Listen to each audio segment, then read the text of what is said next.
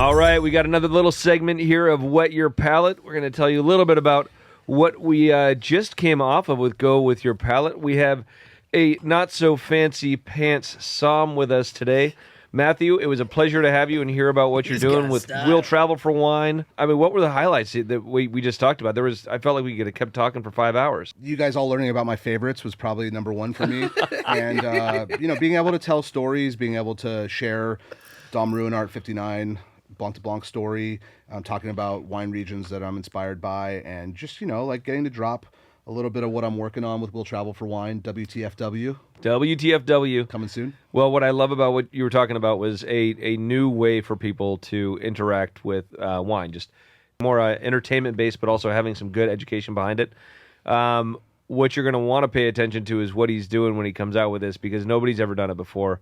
I'm excited to see it, and I think the whole industry should be, for that matter. Don't forget the Malbec Tax. Malbec Tax. I love it. I don't know wine bars anymore. Yeah. You can learn about that. Stay tuned. Yeah, but if you want to own a wine bar, the Malbec Tax is a thing.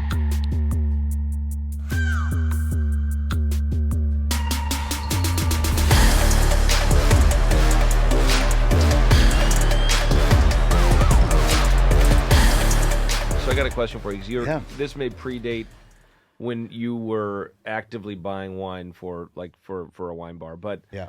This movement towards these distributors going to this B2B platform where it's basically, kind of like just not auto ordering, but like they're pumping out, like, go to this account. We think that you're going to need these reorders, plus we have these options that we think would work well. And there's no rep, right? There's nobody walking into that restaurant or that bar to tell the story. So did you ever experience that, or did you always have a live rep come in? So I had two experiences that kind of prepared me for what you just said. One of them was I went to Paris in 2014.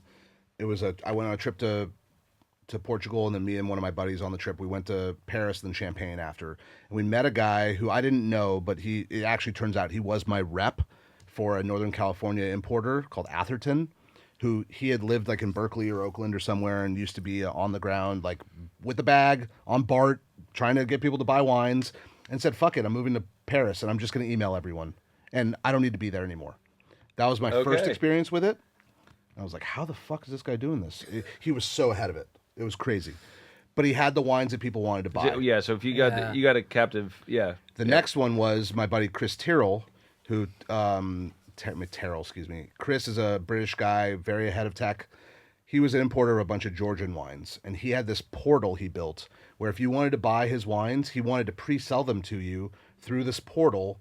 You didn't get to try them ahead of time, but you got good pricing, and you would basically just look at what's available, how many cases there were, and pre-order it, and then it might show up 3 months later. Well, so he was actually getting commitments before he even bought the stuff, which is smart. Yeah, cash flow. Yeah. But other than that, I remember distinctly when, what was it called? 750, I think it was. When they first launched, it was a way to try to take the wine buyer experience and the importer distributor mindset and make it all streamlined on the internet. And I remember thinking, as this dumbass egotistical wine buyer, like, I built a career of experiences, relationships. I've spent the time to get to know these people. I get access to these wines, and now you're just saying that anyone who uses the internet can get them? I got angry. Yeah. And then I realized later, like, okay, now I see why they're trying to democratize it and make it easier. I get it. I should have seen it coming, and the wine industry is very reluctant to change, with tech especially. It's a problem right now. But back then I was like, fuck, what the fuck are they doing? I got so mad about it. I mean, I'm seeing it now, and it's playing out in real time.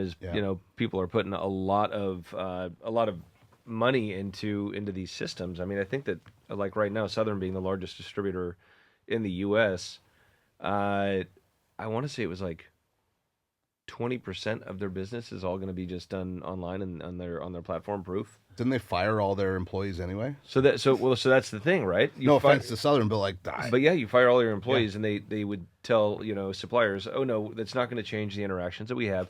This is going to make it easier. It's going to give us more targeted experiences. And I'm like, that's bullshit. Not going to happen. I mean, I don't have to taste Buffalo Trace. We know what Buffalo Trace is, but if I want some little boutique wine from their Terlato portfolio, from Australia, I need to know what that is before I buy it. Yeah, Not the same that thing. you maybe have never heard about, never tasted, Yeah, and yeah. you need that one-on-one interaction. And so that's where we're starting to see this real separation in distributorships, Yeah. where the ones that are relying more upon the actual hand sell and the go in, maintain the relationship and be that steward of the brands that you carry versus the ones that are like auto order, just fill the truck. We're starting to see a real segmentation in that.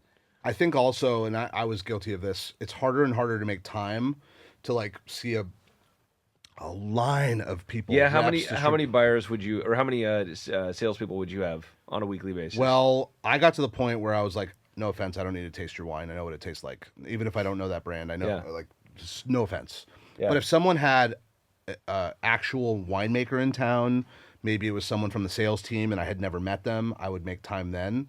But if it's just, hey, I've got a bag full of wine, like, I'm sorry, my time's too valuable sometimes. Yeah. Unless I'm looking for a new Sancerre, I'm looking for a new Georgian wine, looking for something from Burgenland, Austria, and you happen to have that, which not everyone had the stuff I was looking for. Because we would also, having 150 wines at Covell allowed us to have all the cool, crazy shit no one had ever heard of. We were a testing ground for a lot of cool wines. I bet.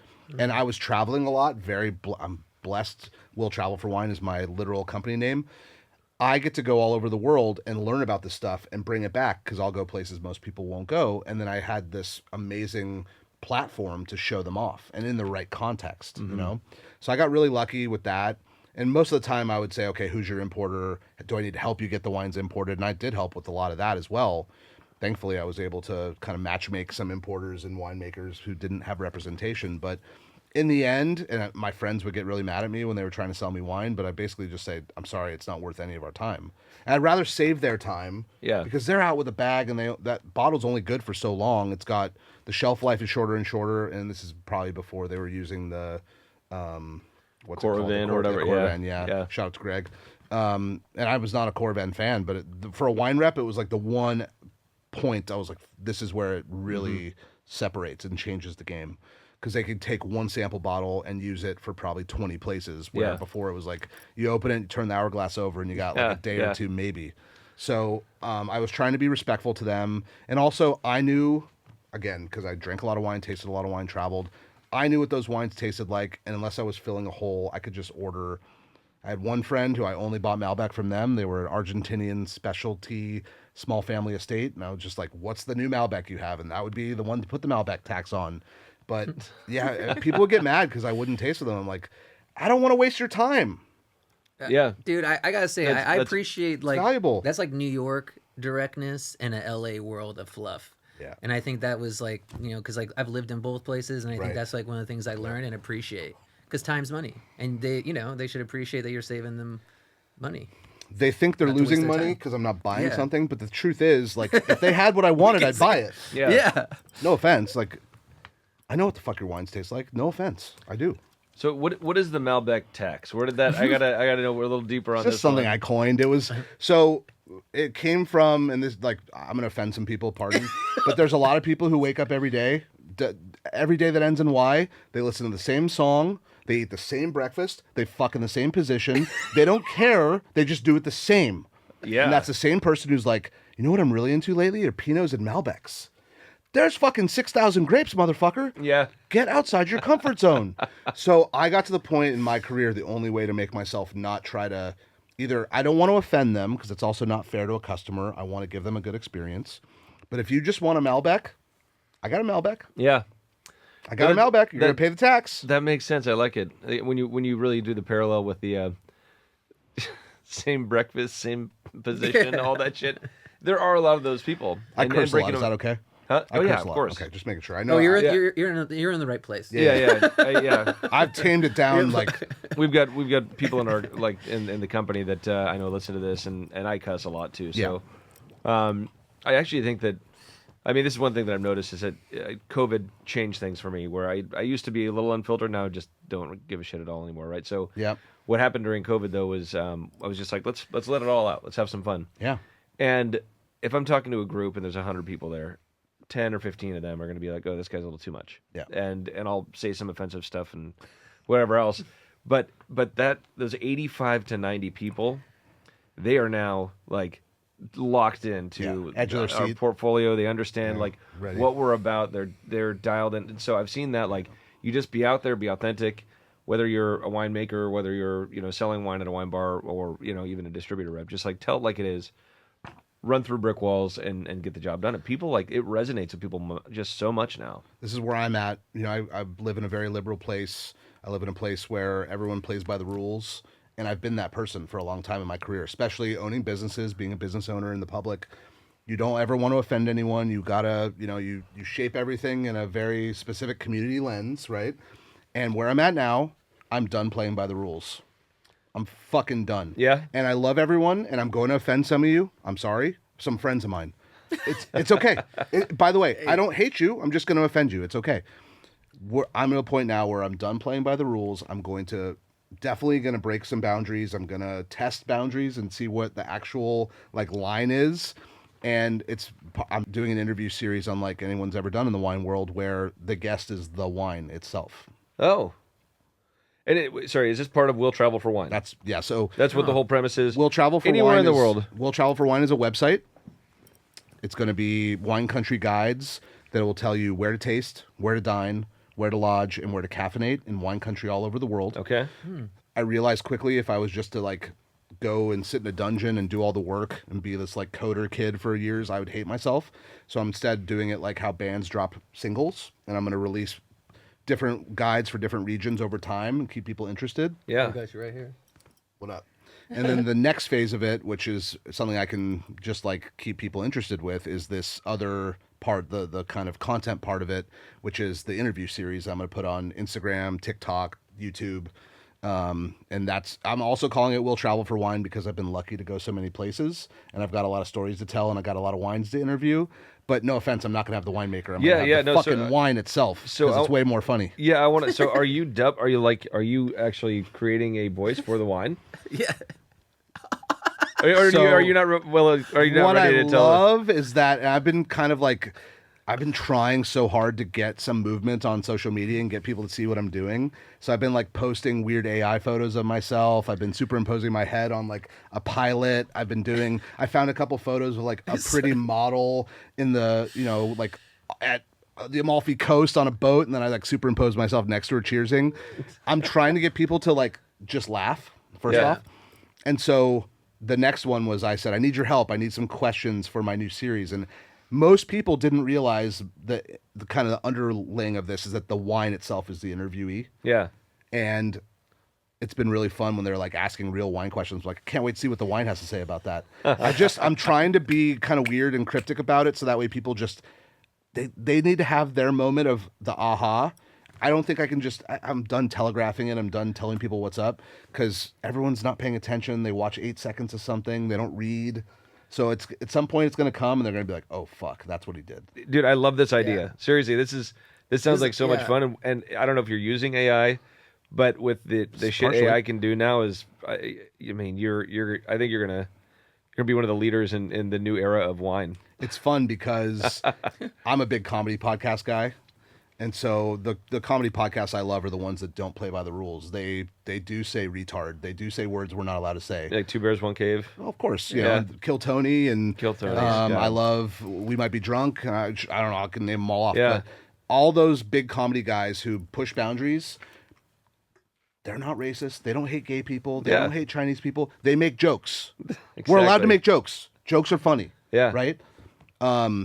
I've been comedic my whole life. I love stand-up comedy. I love pushing boundaries. But I've also, like I said, I live in this very liberal place where it's like, well, someone might be offended. So we need to be offended that someone might be offended just in case they're offended because they can't be offended for themselves. Yep. Fuck all that noise. Yeah. Let's stop it. Let's let people talk. And you know what? If you don't like me, cool. Do not watch my content. I'm okay with that. Yeah. Because there's going to be the 85% who are like, this is funny. What's he going to do next? Exactly. And that 15%, by the way, go fuck off. No offense. Go fuck off. And I think that they'll fuck off and die off. Like, you know. They'll find something else they like. Yeah. And it's going to be something that I don't connect with, and I'm okay with that. Yeah. But I'm going to do what I think is funny, because and it's like, God love my friends who just do educational wine content. No one cares. I'm sorry. It's so boring. No one cares. No one cares. It's like even on our platforms and what we care. What's that? 8 people care. Yeah. It's like we realized real quick, like in the social media side of things, like if we're gonna be doing any kind of media about wine, the lead, and it's like, the vast majority of what we lead with is entertainment. It's either visual entertainment or something a little salty or saucy, right? And then we try to throw education in there. We have like zero, like very low viewership, and it's just like, is it worth doing? I mean, until you get somebody wrapped in. But if you're able to do content like you're talking about that actually is a direct comedic and educational piece, like that could be just money. I got inspired. I'm sorry. You go first. I'll wait. Oh no, I was just gonna say you hit the nail on the head when you bring in comedy to it, and I think it was like probably like 7 years ago, even when I started, we were having these conversations about. Yep. The spirits are having so much fun. The seltzers are having so much fun. They can be funny. They can be wild. But wine can't. Like, we all have to watch out. We don't want to offend people. We're all robotic. But now we're not being real. We're not being authentic. And people see that shit. And they don't want to see that shit. They actually want to be real. And, like, when we're hanging out with our friends, like, I don't want to assume, but I do imagine that we have friends from all different walks of life, all different colors, all different, origin stories, whatever it may be. And it doesn't matter. And we all give each other shit. Yeah. But if you had a group, and we have fucking fun, and that's what brings us close. And I'll tell you what, but someone comes in with some hateful shit on one of our friends and makes fun of them, dude, we're like, hey, fuck you. Right. You want to go? You know what I mean? And Exactly it turns out we're protective. Yeah. But it's like, if you had someone in your group of friends which was like, hey, you guys, just so you know, you can't make fun of me. I'm a little sensitive. We're going to go harder on you, dude. And that's out of love. We're going to break that wall down. He's like, he needs love right now, dude. We need to love him. What are your sensitive points? I'm going to attack. Yeah, exactly. Yeah, so go ahead. I feel you. No, it's I have friends who are doing this very interesting content, wine related, trying to educate people, and some of them are doing well with it. Yeah, a lot of them are women, and good for them. Like, they're getting eyes, and good. I'm glad their accounts are growing. They're getting all. Is there a hotness factor there? I didn't say that. Okay, I didn't either. But I just had the question. As I watch what's working for people who are a little bit more esoteric in their content, it's exactly the comedy world, which is something needs to be a little bit different than we expected. Maybe a misdirect. Maybe I thought it was something and it totally took me another direction. If I were just to make... This Pinot Noir was grown in Santa Maria Valley. Oh, yeah. It's 17 miles from the ocean, and I'll tell you right now, the sea spray and that spice you get, the nature's air conditioning every night when the fog comes, no one's going to fucking watch it. You lost me after like 3 words, I'm sorry, but... So let's go back to potting soil. None of you have the attention span to watch that BS. So what I haven't done for years is taken advice from all my friends, like, you should make wine content. And they're right, I should have. Should have been.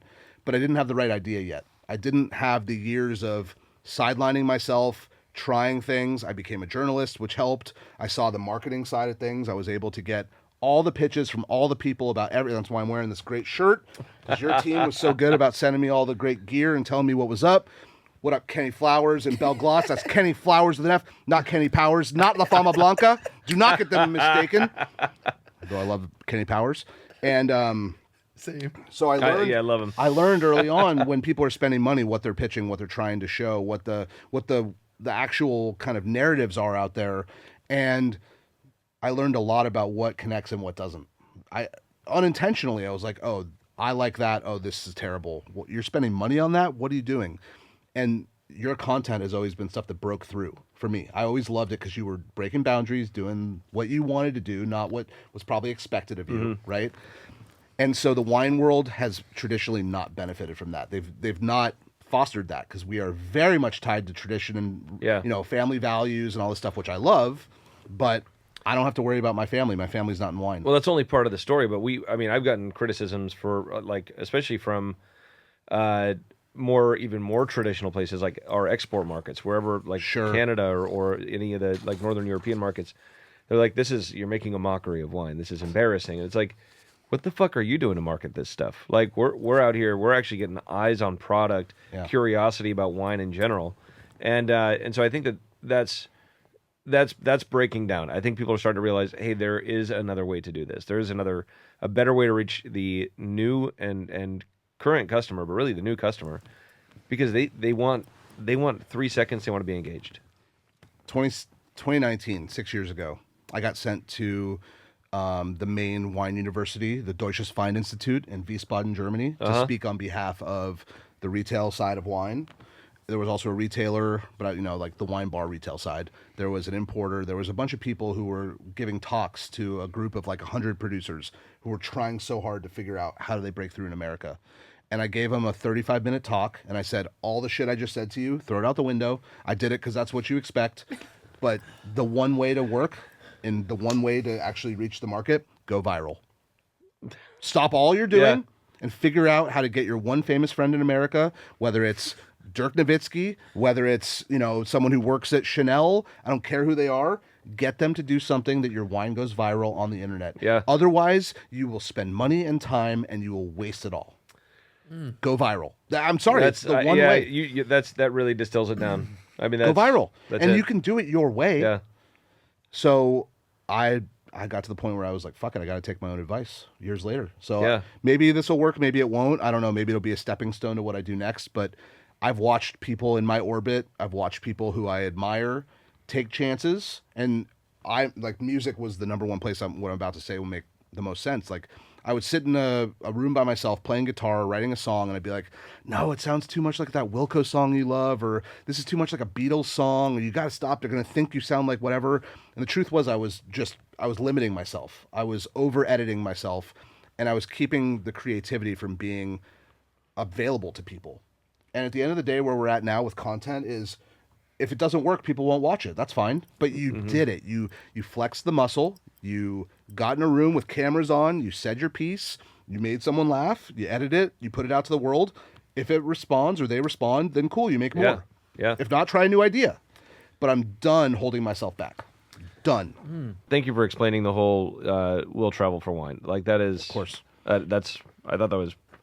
I didn't quite know what it was or what it all entailed. That is beautiful. So well, it started off, it's my consulting company. It was like it's my catch-all, it's my S corp, so it's like the entity. But at the end of the day, like, it's when I do brand ambassadorship, when I help people put an event together, when I am I'm doing content for someone, a winery in Oregon or a winery in Alsace. When I am doing an educational event, people hire me to give a symposium for whatever.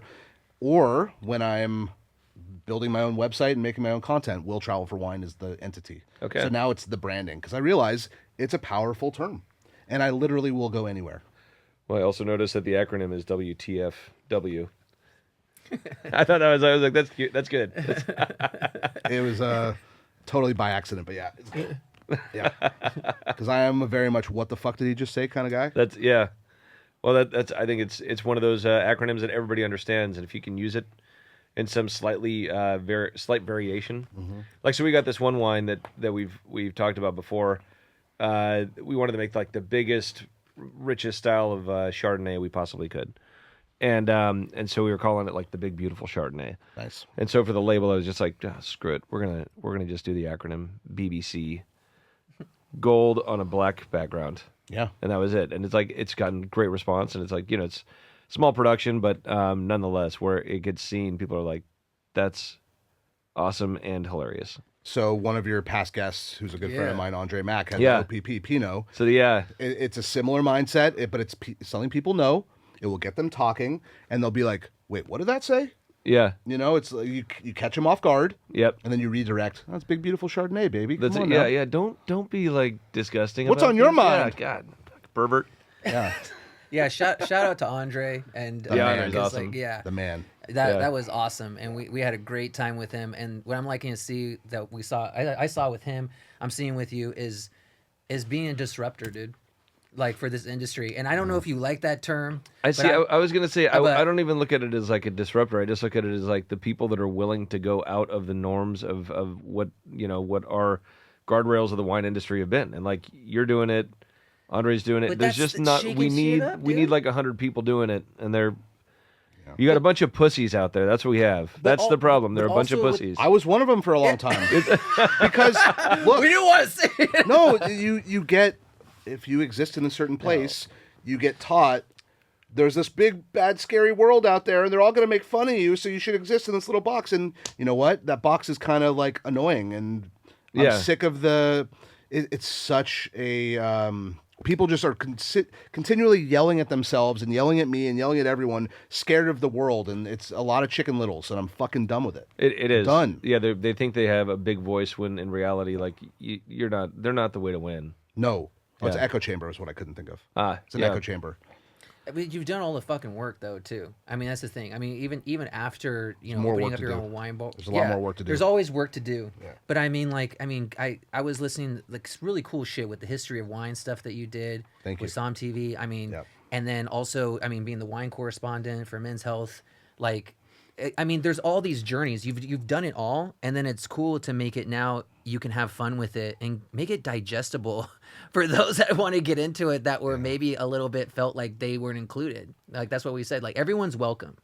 For sure. Let's have some fucking fun. My time at Men's Journal, Men's Health, and also SOMM TV. Well, it's the same company, so it's all the same. But SOMM TV in particular, I was with them making content as a host and producer for like 4 years, and it's really since I haven't been working with them, I've seen the continued kind of the trail of people who have been inspired by it. Like I've made a bunch of really amazing athlete friends, NBA people. I'm friends with a bunch of people from the Dodgers for some of those reasons.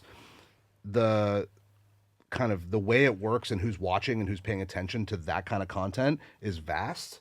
And I know there were times when I invested myself and gave probably more of myself than I maybe should have at times. It worked, and it kind of is coming back now where I'm able to benefit from some of that stuff. Because like we were like shooting at Augustine, one of my other wine bars, in the back at like 8 a.m., 9 a.m. sometimes, when I then had to work that night all night, and it's kind of hard to like show up, be on camera for 5 hours, and then be like, you know what, guys, you all got to fuck off because I got about 150 people coming tonight on a Friday night. Like it's a lot. It's a lot. It's hard to do that.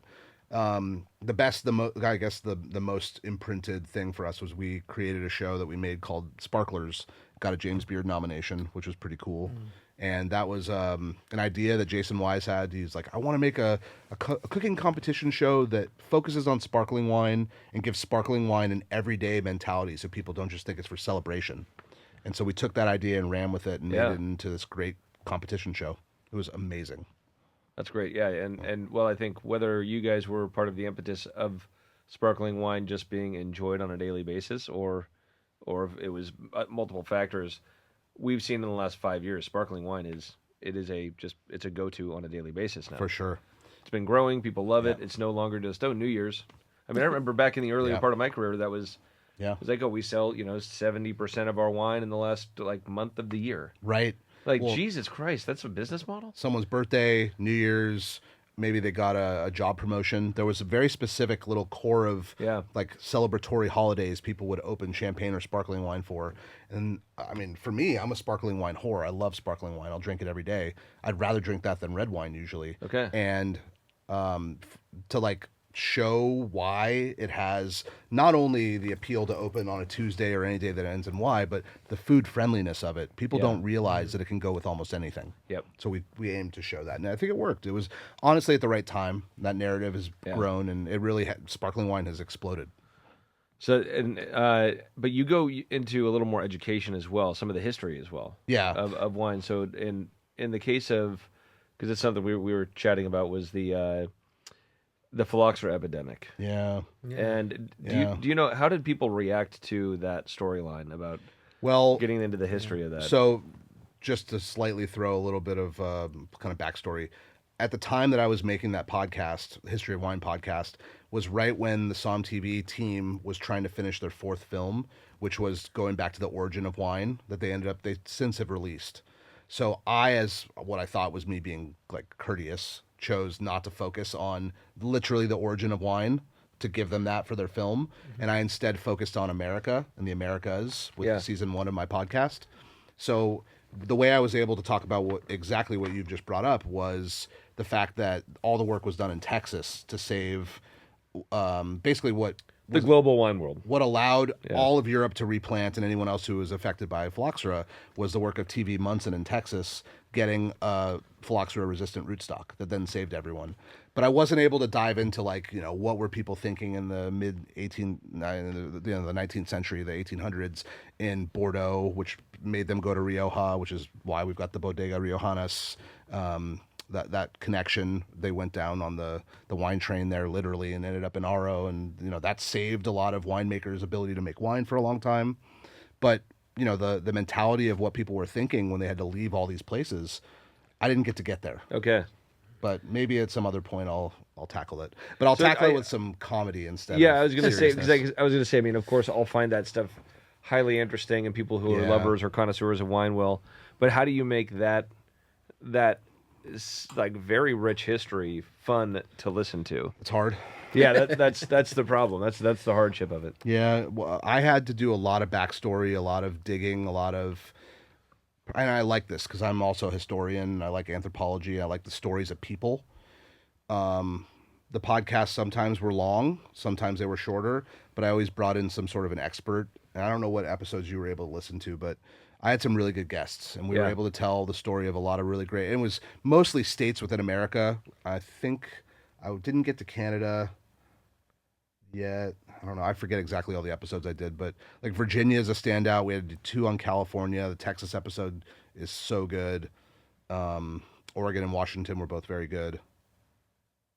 Yeah, and American wine needs more focus on the history. Yeah, it really does. There's definitely a place for it, even if a lot of the Francophiles don't want to admit it. They're allowed to be wrong. It's okay. They're allowed to be wrong. It's all right. Okay, so I did want to get your take on natural wine. Just a little tidbit, a quick. So, yeah, I think the natural wine conversation we're beating a dead horse. It's something that no one has any definition. The natural wine community is very much like its own weird frat. If you drink natural wine only, fuck you. But the point is this. If you're going to only drink natural wine and make people at every wine bar you go to, restaurant you go to know that, and then you're going to walk outside and smoke a Parliament Light and then go snort cocaine, we're not having the right conversation.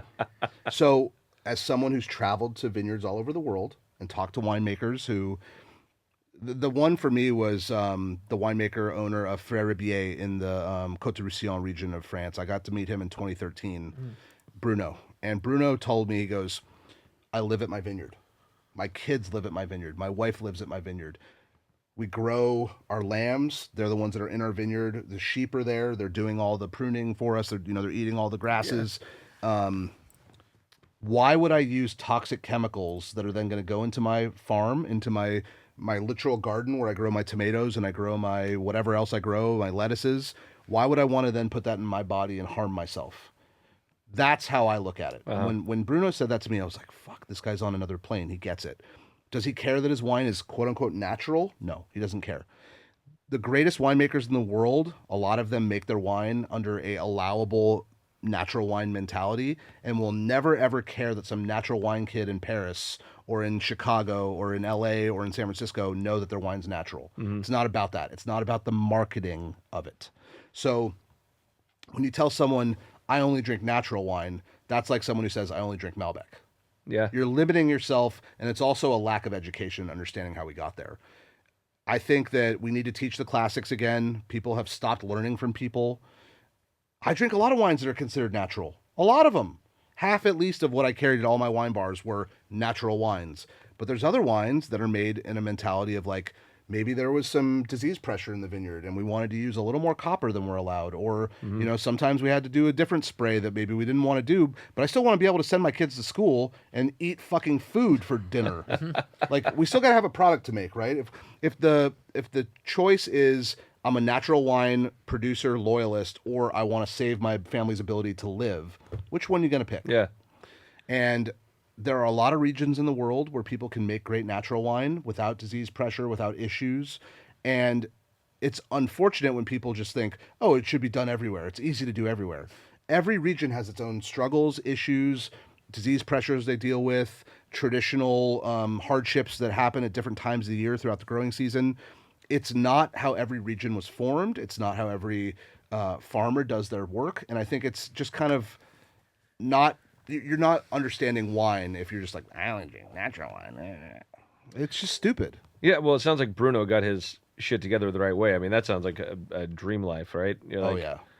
Nailed live it. Live on the farm. I only do this much a year. Like, we've got everything we need. He's probably harvesting his own chickens and Exactly lambs, right. like he's just living off the land. He wanted me to go up in his plane, and I was like, no, I'm not doing that, bro. What? He made his own plane. He didn't just like no way. He didn't buy like a fancy Cessna. He like created his own plane. And I was like, I'm gonna stay on the ground where I'm safe. I'm good. Has he flown it before? I'm sure. Okay. But this is also 12 years ago now. But he made his own plane though. Fuck that. Yeah, I don't know. That would be kind of crazy. Like I would have been like, hell yeah. He's like, I made the plane. I've been like, no, I need more information. I fly a lot. No. Who was the engineer? Check this out. Yeah. I need to see this thing. We talking. The engineer was the chicken. Yeah. Yeah. But so the long and short of it is, I'm very respectful of natural wine when it makes sense, and I think when we're using natural wine as a marketing tool and or a style, we're completely wrong in the way we're thinking about it. Yeah, I think you nailed it when you first said that it's like its own frat. Like it has gone its own kind of hipster direction and taken on a life of its own. But that life is only going to get so big. It's pretty big. I mean, I don't think it's never going to take over. A large. I think in Europe it's bigger, where they're calling it like whatever organic and bio. They call it bio, right? Yeah, bio. I don't know. I think that it'd be great if we could get to a solution where you have more farms that are, regenerative. But I just don't see that's going to be, the large scale. There's not going to be a large scale way for that to happen. Yeah, the truth of it is, it actually doesn't matter if anyone outside of your own doing knows, or you don't have to prove to anyone anything in the world.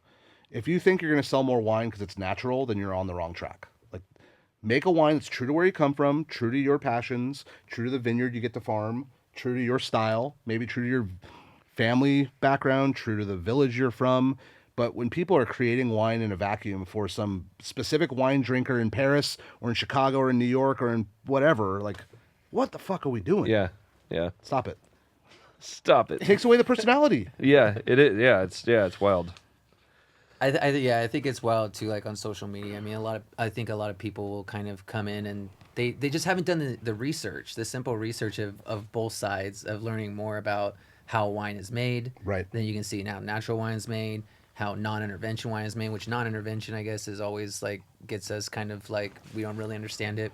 Joe's always made like the point about like once you're picking the grapes, I guess. No, once you plant the vineyard, you've already intervened. That's my point. It's like if you really want to be a non-interventionist, like go find some native vinifera vines, growing in the wild. Yeah. And pick those and don't pick them. Yeah, no. You need to let it ferment intercellularly on the actual vine, and then you need to get down underneath it and like. And if you do that, that's the real deal, dude. That's a fucking natural wine. That's the natural wine. Fucking real, Otherwise, dude. shut up. That is, that non-intervention thing. I've gotten into arguments about that for a while, and I think it's just lazy winemaking. I've tried to think of it through their lens, where it's, bottled and bond is kind of like level playing field for whiskey in a way. Yeah. Right. Everything's 100 proof, and it's so it's like the standards are there, so you could really get a benchmark that would compare quality across the spectrum, and it's not there for natural wine or for wines that are non-intervention. Right. So, and that's where I think that there's a difference there. They don't have a barometer of like, if they say we're non-intervention in the sense of plant the grapes, grow them, harvest them, and then we destem or we don't destem, or if it was all standardized and then it's 3 punch downs a day at this temperature and this yeast strain, it's like there's way too many factors. I think what'll happen is if an actual definition comes out, so many kids who have hung their hat on the natural wine thing, they'll all of a sudden be exposed for what they actually do, and they're going to have to. When there's the piper who comes claiming their toll, there's going to be some issues. So those who we've probably had the wool pulled over our eyes by, and I'm not saying anyone's like trying to fuck anyone over intentionally, but when you have a cloak of nebulous language and there's no definition on things, you can just say, I make natural wine. Why don't I make natural wine? Buy my natural wine. There's this marketing element people can land on. And at the end of the day, what I always say to people is, does it taste good? Do you like it? Does it make you smile? Do you think about it when you leave the wine bar or restaurant? If it lingers and you want more of it, that's the mark of a great wine. Yeah. If it's something that I only like natural wine, and someone pours you the natural wine they have and it tastes like horse shit, do you like that? Some people do. Some people do. Yeah. But that's okay. They're most likely trying it because it says it's natural. Yep. Well, I got to also ask though too, with all your travels and everything, I'm sure that you just have fucking hella crazy stories. I was just wondering if you have you ever have one that like keeps in mind. I know you love Portugal from what I understand. Portugal's You've really spent a incredible. lot of time Yeah. there. Spain. Yep. I know that you mentioned going back there. I guess like last year or something. Were you? Yeah, I was in both multiple times last year. Yeah. Yeah, yeah. So I don't know if there's any like kind of wild stories that you could share of a wine experience unexpected, I guess. Let's see, unexpected wine stories. The not the most recent time in Portugal, but I got to go back with the Real Companhia Vela family. They're based in Porto, and they've got multiple properties in the Douro. And we got to go to one of their amazing properties, and they opened. And there's not a lot of 17th century port that's like willing to. They don't want to part with it, as you can imagine. Yeah. But they brought port tongs. We were at this amazing not rooftop, but like a kind of 360 view over one of their famous vineyards right above the Douro near Pinhão. And they opened with port tongs, a 17th or 18th century, 1700s port, and we had brought some cigars, so we were able to have that with cigars. And I've been lucky. I've had Madeira from the 1700s. I've had port from the 1700s. But every time you taste something like that, that's like pre-America, like it's Yeah. insane. That is insane. So that was really cool. I've got a quick story I can tell. Unfortunately, we just lost an amazing winemaker from Champagne, Fred, who was the winemaker at Ruinart, the chef de cave. Augustine, my second wine bar I opened, we bought this amazing collection of wine that was from a famous music composer named David Rose. British guy, obsessed with France. At one point was married to Audrey Hepburn, which is insane. His kids loved Augustine and wanted us to buy his collection, but they weren't sure. They were going to sell the house and everything at once. And his widow, his last widow, outlived him by like 30 years. So they were being respectful and letting her live out her life. So finally she passes away. They do this big, like, we're going to sell the house kind of thing. They let us in. We buy a bunch of wines from the collection. And when SOMM 2 came out, the SOMM documentary, the second one, Frederic was one of the people on the film, and he had opened with a Sabre. I think it was a 76 Dom Ruinart, which is their tête de cuvée for the winery, and mentions in the film, if anyone ever finds original vintages, let us know. He had very famously put it in like Wine Business, Wine Enthusiast, Food and Wine. Anytime he did an interview, anytime he had like collectors, he would do this oration. If anyone ever finds 1959 Dom Ruinart Blanc de Blanc or 1964 Rosé Dom Ruinart, let us know. We would like to bring them back. Those wines were made for America, and every bottle was sent to America originally. Okay. So they had zero in the cellar.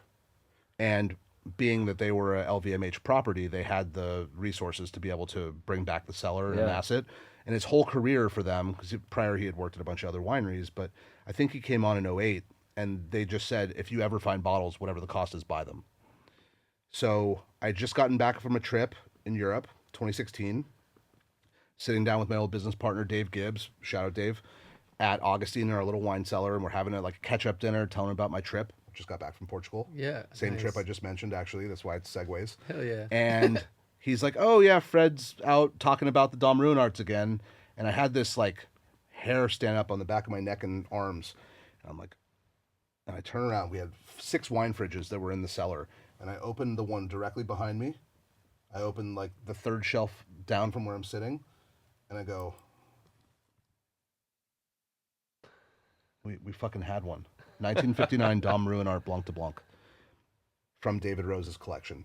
And I remember we didn't think much about it at the time we collected it. We got it from the cellar. We're like, this is probably worth $500, $1,000, but it's way more cool to have in the collection. So let's not sell it. Yeah. We agreed we were not going to sell it.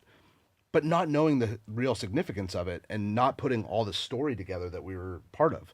So then I had the very fun job of tracking down Fred and his team and figuring out how to let him know we had one. So a friend of mine at the time had been an ambassador for Krug. He connected me to his counterpart at Ruinart. She connected me. She's like, all right, can you take photos? Can you do the whole thing? I want to send the photos back to them. 72 hours later, I get a message. Fred would like you to message him directly. So I sent Fred a message, let him know, like, hey, we're big fans of what y'all do. Love Ruinart. This is a gift. We would like to deliver this to you guys. We're not trying to sell this. There's no extortion. Like, we love what you do here. And he writes this very emotional response. I'll never forget it. I always said I would be food and wine generous to anyone who would ever deliver this bottle back to its rightful home. You don't understand. I was in this amazing cellar at Villa René Lalique in the Black Forest of Alsace, having a collector's dinner when your email came through with all the photos. I couldn't believe that it was true. This amazing experience happens. You have unlocked this special experience for the cellar to be able to bring back its history. Now we have to figure out how we get it from you in Los Angeles to us here. So it started this amazing friendship between he and I. And I got to go to Ruinart. I got to stay at some of the properties there. I got to go to Krug through them. That's super cool. We returned this 1959 Dom Ruinart Blanc de Blanc. And another friend of mine knew the story and ended up finding at auction 4 more bottles. Wow. And then I helped Fred buy those. Turns out a couple of them were messed up and not really good, but one was still good.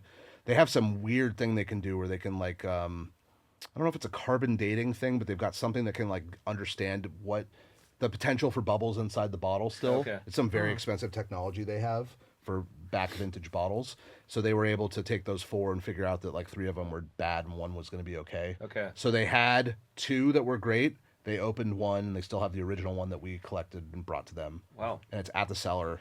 And I went there last in 2018. I don't know if I'll get back.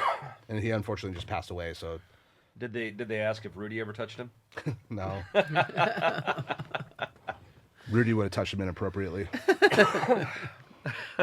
So that's really my best like. Oh, that was good, man. Story. That's very heartfelt too. And I had to really trim it down for the podcast. You know, there's normally I tell that story and it's like a 45-minute story because there's so many details that get to that point.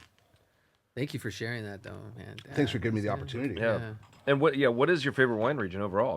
I mean, just boilerplate question, but curious since you know, but it's a great I'm question. not saying 4 wines, but maybe I'll put it this way: the one that best characterizes the full culture in one location. So I always have to answer this when I get asked about my favorites. I don't talk about favorites only because anytime I say an answer to, if I were to answer that question, I didn't answer all the other places, and then someone out there is listening, watching, and being like, "This motherfucker didn't say my place."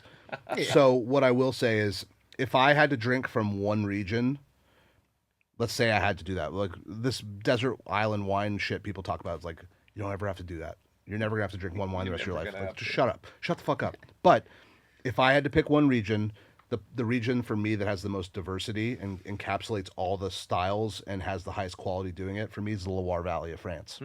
So while I won't answer your question, I would drink only from the Loire Valley because I can get every style of wine literally in the entire encapsulation, other than maybe they don't really make like oxidized dessert wines, red. They do that with Sauvignon and like Court de Cham, but made from Chenin Blanc. But what about a place where if you were to be talking to our listeners and they were wondering for the best cultural experience, like going there, not just food and wine, but beauty and music and art and whatever that culture that is all encompassing. What has been that's a great question. A place that you've seen like that just on steroids, like. So for me, that's definitely Austria, Burgenland, Wachau, parts of Vienna itself. There's a very famous wine hill there. They make great wine in the metropolitan town. I feel that way also in parts of Portugal, whether it be in the Douro and just north of Porto and Vinho Verde. I also love the Lisbon area, Lisboa region. Alentejo as well. It's where fado music comes from, so there's a lot of kind of musical history from there. I'm a big fan of Italy. Anytime I can get to Italy, I just went to Sicily for the first time last year. Oh, yeah. And I got to go for the second time, and that was really magical. The energy of Mount Etna is something that I didn't really know how I was going to feel, and I'll tell you right now, it's like I need it again. Yeah. It's addictive. So that's another place that I spend a lot of energy thinking about. I love little weird pockets of Germany and France and Australia, somewhere people should get to. South Africa's somewhere. And then unexpectedly, I went for the first time in 2018 and just got to go back in 2024. People who have not been to Uruguay must go. Okay, never been. Yeah, Montevideo, the capital city, you fly in there, and then you either go to Canelones, the region right outside, very local and close. You can go to Maldonado, you can go to Punta del Este, you can go to a couple other regions that I'm not going to remember the names of off the top of my head, but there's some really unbelievable wine production and like mindset happening there. They're using Tannat for the red variety mostly, which is cool to have it outside of its weird home in France, in the southern part of France near Bordeaux, to have this new kind of flagship. And then also whites, they're doing great with Albarino, and the wines are fantastic.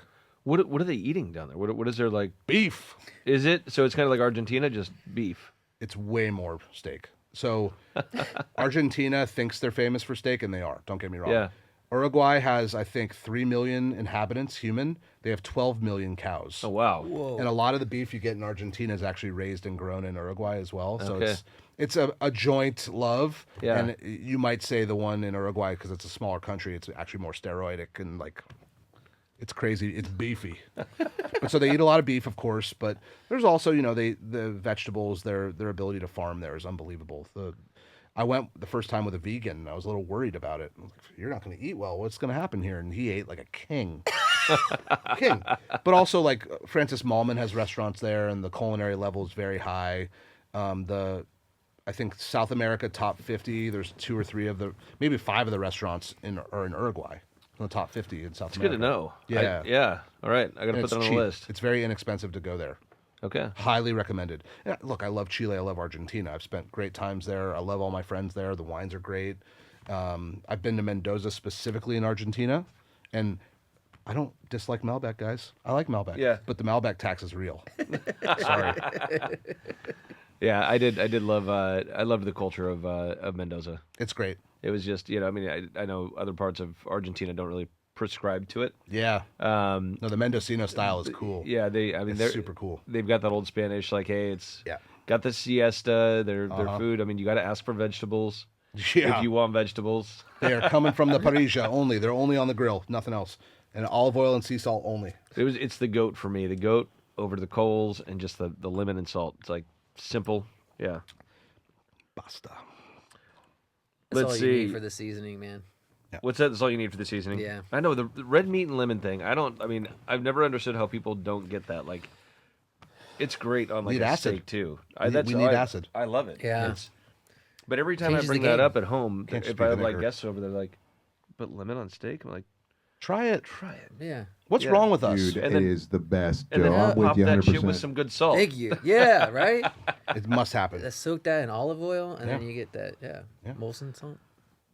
All right, we're gonna jump into a few random questions here. Is there a grape you secretly think is overrated but can't say out loud? So you want me to say it out Well, loud? yeah, you got to say it out loud. I don't know why that was written like that. That's You're horrible. welcome. Bleep, bleep, Thanks, Chris. bleep. We want you Randomly- to tell us something, but you're not allowed to. So I would say, and this is fucking Napa. This is gonna get me in trouble, but there's a grape you've heard of called Cabernet Sauvignon. Hey, you're not alone. There's a lot of people that agree to that. So Cabernet Sauvignon has a great history and it has a great future, and it's the one that's very easy for me to say right now, and it's okay if Napa hates me for it. The wines can be very interesting and very blah, and I love Napa. I love Napa. But So I don't know. Cabernet is the one answer of that question I can give. So I don't know if amongst all your friends in the winemaking world in California in particular, it is very common that if you're a well-known like Cabernet winemaker, specifically Cabernet, you almost never drink Cabernet. Like Yeah. I know plenty of people who are like, I can't fucking stand the variety, but it pays the bills. Yeah, and I'm gonna rip out all my Chardonnay to plant more Cabernet. Yep, in Carneros. They drink bourbon. Takes a lot of beer to make great wine, boys. Yeah. True. Favorite wine region you've visited but haven't written about yet? So again, the favorite thing, but I had You can tag me for that. I found out afterwards about your Yeah. that's your favorite word. It's Your all- favorite it's word's all good. favorite. My favorite word is favorite. So again, the will travel for wine mentality. There are a couple regions I went to that I wasn't able to give as much love to during my men's journal era, but I will now when Will Travel for Wine comes out, I'll be able to drop guides. But that is, have you ever been to New Jersey wine country? No. Bet y'all haven't. Chamberson, baby. Yeah? Oh yeah, dude, it'll blow you away. And they do this really cool thing. They have what's called Cour d'Est, which is a collection of winemakers have gotten together and agreed a certain. I think it has to be 55% Chamberson, and then they have allowable varieties, and it has to be a certain price point within their portfolio. But it's kind of like their version of Pinot Belay from Austria, or it's like a collection of great producers trying to make a known wine with a name, with a brand. And it's really a cool thing they're doing in New Jersey. Okay. So I highly recommend checking that out, Cordest. And then, so I got sent to South Dakota, which you would never expect for wine because obviously it's not for wine. Yeah, it's not. But I went Kinda there. cold. I was there for a week. I insisted that I got to see Mount Rushmore, and they obliged. I had to drive myself through the whole state, which was crazy. Drinking and driving was just the dumbest thing. But I found 3 wineries that were worth talking about, and I found in particular one red variety it's a hybrid grape, but it's called Marquette. Okay. Marquette was created, I think, in Minnesota, University of Minneapolis, and it does really well because it's super frost resistant, and it can handle freezing temperatures all the way into spring. And there in South Dakota, a lot of those vineyards are frozen until like May, Yeah, bad. like super late. So Marquette is resistant all the way until a time it should not be. And one winery, I think it was Firehouse, they made a vintage Marquette from a little vineyard they had just outside Rapid City. And there was a vintage one they had, I think it was like 2017, and it was fucking magic. Really? Magical. Okay. And then there's a sparkling wine house. Oh, gosh, what's the name? Off the top of my head, I should be able to remember. I think it's La Boule or something like that. But this great family, gentleman's from there. His wife's Korean. They met. They love wine. They started a sparkling wine house right outside of where the Harley thing happens right outside Saugus. Sturgis. Yeah. Sturgis. Yeah. Thank you. I'm glad you said Saugus because I was That's like California. I wouldn't have gotten it if that. Yeah. If you didn't say that. And I forgot the name of the winery off the top of my head. I don't have my phone available, but All super right, cool South people. great Dakota. wines. If you're going out to Mount Rushmore, don't forget to visit the wineries. And the Badlands. Hit the Badlands. Oh yeah, I've heard good things about It's that. beautiful. First concert you ever attended? First concert I ever went to was Huey Lewis and the News. Oh, Damn. hell yeah, Okay, that's dude. good. 4.5. We went to the California Mid-State Fair in Paso. So Yeah. we drove up from Santa Barbara, and I think I was on my dad's, on his shoulders, listening to Huey and the News crush it. I think that's still an awesome fair. Follow Yeah. up. You got it. Actually, never mind. What? I can't ask him. I don't want to ask what his favorite song was. What was the song that really? Chris is big into the favorites. Yeah. I will say this. You're a good listener. I always say this. I recently just picked up Huey Lewis and the News record. Yeah. And dude, New Drug was on there, and it just like brought me back, dude. Did you guys know the News were the original backing band when Elvis Costello came to the U.S.? No. So they did, I think it's this year's Model or whatever his first record is. They were the band that recorded that with him, and then were his touring band for a little bit. No shit. Yeah. Oh. it's Okay. So gangster. Yeah. Little is good tidbits shit. of info you get on Go With Your Palate. Want a Yeah. new drug? Well, maybe yeah.